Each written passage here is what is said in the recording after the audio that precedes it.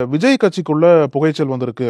அதுவும் நிர்வாகிகள் கடையில இல்ல. ஒரு மூத்த தலைவர்கள் இருப்பாங்கல்ல. விஜய்க்கு ரொம்ப நெருக்கமா இருக்கக்கூடிய தலைவர்கள் 2 பேருக்கும் இடையில ஒரு வார்த்தை போர் என்பது வந்திருக்கு. யாருக்குன்னு கேட்டீங்கன்னா, பிரசாந்த் கிஷோருக்கும், புஷி ஆனந்துக்கும். பிரசாந்த் கிஷோர் சமீபத்துல ஒரு பேட்டி குடுத்திருந்தாரு. அதுல என்ன சொன்னாரு அப்படின்னா, விஜய் தனித்து தாங்க போட்டி போடுவார். அதிமுக கூட்டணி கிடையாது. நிச்சயமா தாவேக்கு என்பது தனித்து தான் போட்டி போடும் அடுத்த சட்டமன்ற தேர்தல்ல அப்படின்னு சொல்லிட்டு ஒரு கருத்து சொல்லியிருந்தாரு. இன்னொரு முக்கியமான கருத்து என்ன வச்சாரு அப்படின்னா, 8 to 10% விஜய் வாக்கு வாங்குவாரு. அந்த அளவுக்கு வாக்கு வங்கி விஜய்ட்டு இருக்கு அப்படின்ற மாதிரி சொல்லியிருந்தார். இப்போ அந்த பேட்டியில பல கருத்துக்களை பிரசாந்த் கிஷோர் முன்வைக்கிறாரு. அந்த கருத்துக்களுக்கு அகைன்ஸ்டா தான் புஷி ஆனந்தே இப்ப ரியாக்ட் பண்ண ஆரம்பிச்சிருக்காரு. பொதுச் செயலாளராக இருக்கக்கூடிய ஆனந்தோட அறிக்கைங்கிறது வெளியாயினுச்சு. இவர் கொடுத்த பேட்டிங்கிறது அடுத்த சில நாட்கள்ல இப்போ அந்த அறிக்கை வெளியாகுது.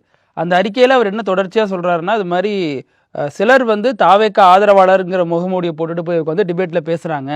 அவங்க கட்சிக்கு எதிரான நிலைப்பாடு எடுத்து கூட சில நேரங்களில் பேசுறாங்க. அந்த மாதிரி ஆட்களை நம்ப வேண்டாம்.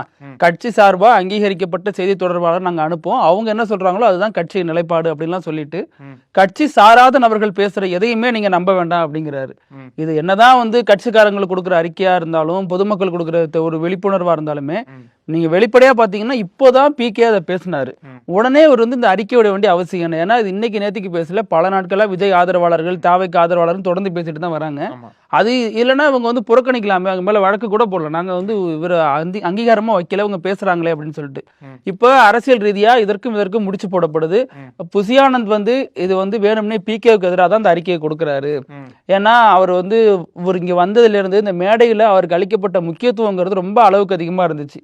அங்கேயே ஜானு ஆரோக்கியசாமியும் புஷி ஆனந்தும் ஒரு கட்டத்துல ரொம்ப அதிருப்தி அடைந்ததா சொல்லப்பட்டுச்சு. ஆதவ் அர்ஜுனா பிகே ஒரு அணியாகவும் இவங்க ஒரு அணியாகவும் அந்த மேடையிலே இருந்தாங்க. ஏன்னா விஜய் இதை பெரிய அளவுல ஒரு சக்சஸா பார்த்தாரு. அழைச்சிட்டு வர்றது, மேடையில் இருந்தது, இவர் நமக்காக வந்தாரு பேசினாருங்கிறத விஜய் ரொம்ப ஒரு அளவு கடந்த ஒரு உற்சாகத்தோட தான் அவர் அணுகுனாரு. அதை நீட்சியாதான் புஷி ஆனந்த் பேனா கொடுத்தப்பெல்லாம், எப்போ அது உங்க மொழி நீங்க அழிக்க சொல்றீங்க, இது ஏன் மொழி அழிக்க முடியாது பேனாவெல்லாம் எழுதல இல்லையா? இதெல்லாம் சர்ச்சையான நிலையில தான் இப்போ ஒரே போடா போட்டு உடைச்சிருக்காரு. என்ன இருந்தாலும் விஜயோட ஒப்புதல் இல்லாம இது செஞ்சிருக்க மாட்டாரு அப்படிங்கிற மாதிரியும் சொல்லப்பட்டு வருது.